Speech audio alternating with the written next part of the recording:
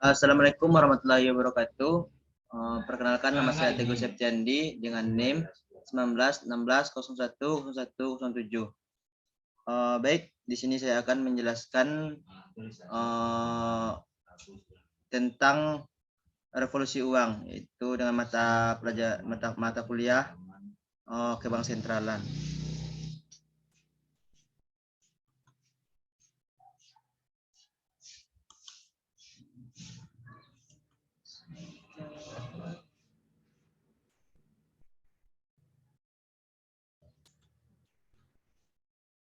Materi yang pertama yaitu evolusi uang, yaitu barter.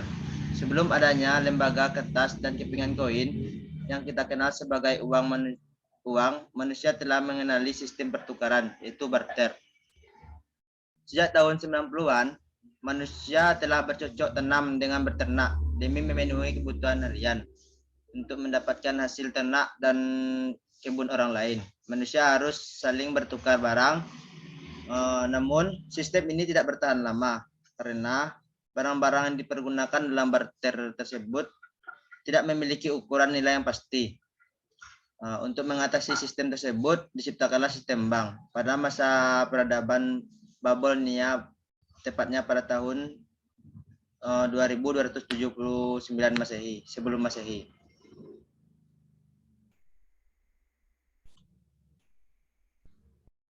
Yang kedua yaitu cangkang Kouri.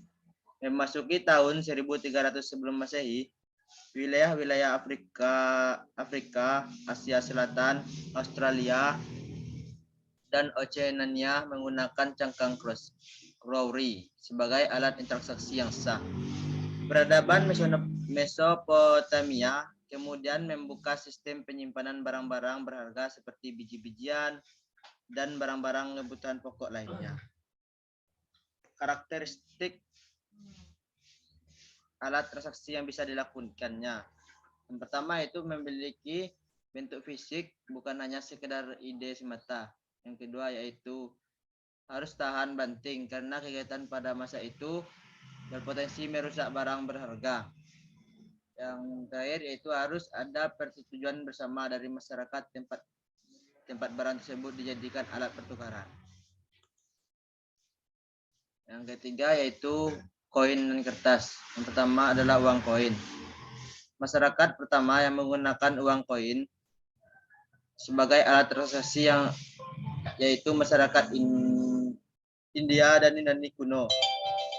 Lalu pada masa 1100 sebelum Masehi, masyarakat Cina mencetak koin menggunakan emas dan perunggu.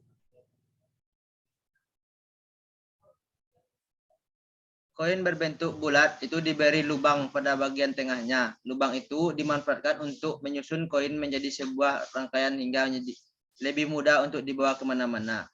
Setelah itu, kekaisaran lainnya mulai mengeluarkan mata uang sendiri. Kekaisaran Romawi dan Kesultanan Turki adalah dua di antaranya. Yang kedua yaitu uang kertas.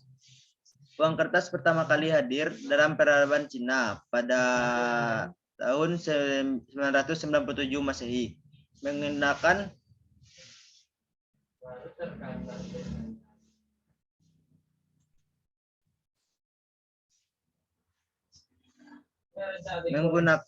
uang kertas sebagai alat tukar, kemudian diadopsi dengan kehidupan sehari-hari di dalam peradaban lainnya hingga pada masa saat ini.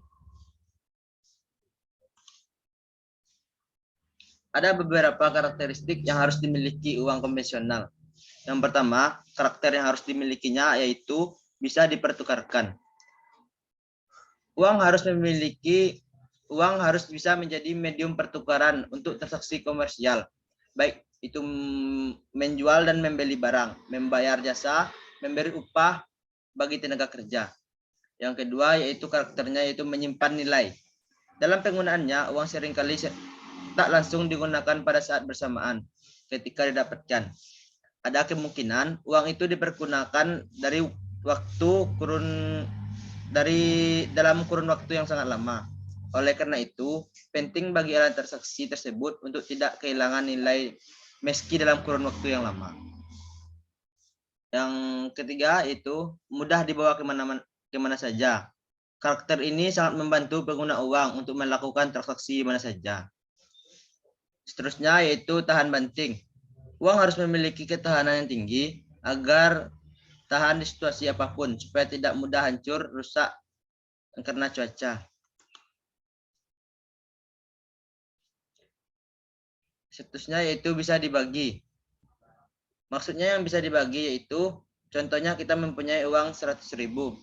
Kita belanja dengan harga 50.000. Uang tersebut bisa dikembalikan 5.000 rupiah. Dapat dibuktikan keabsahannya. Uang yang harus digunakan sebagai transaksi harus dapat diverifikasi.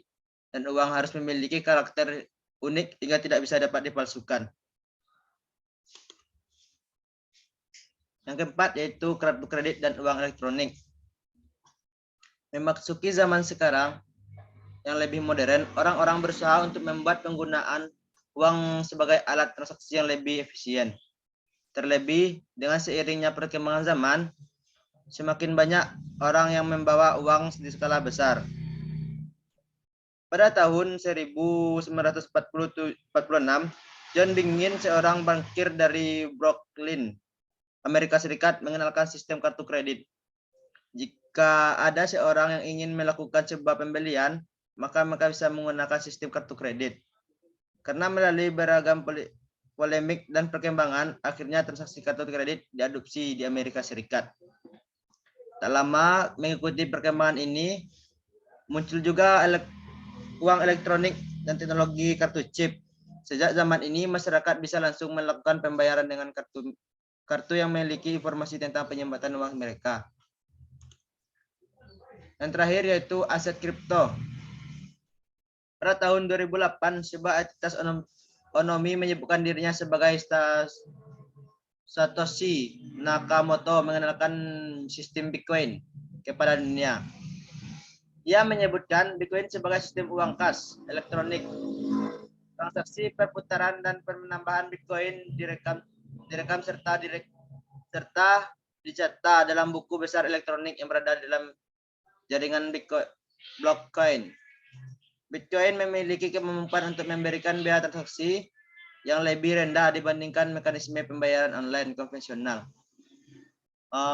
Seterusnya yaitu setelah Bitcoin muncul, Ripple and Ethereum beberapa tahun kemudian ke depannya, bank-bank sentral di berbagai dunia rencananya akan mengeluarkan CBDC, yaitu Central Bank Digital Currency.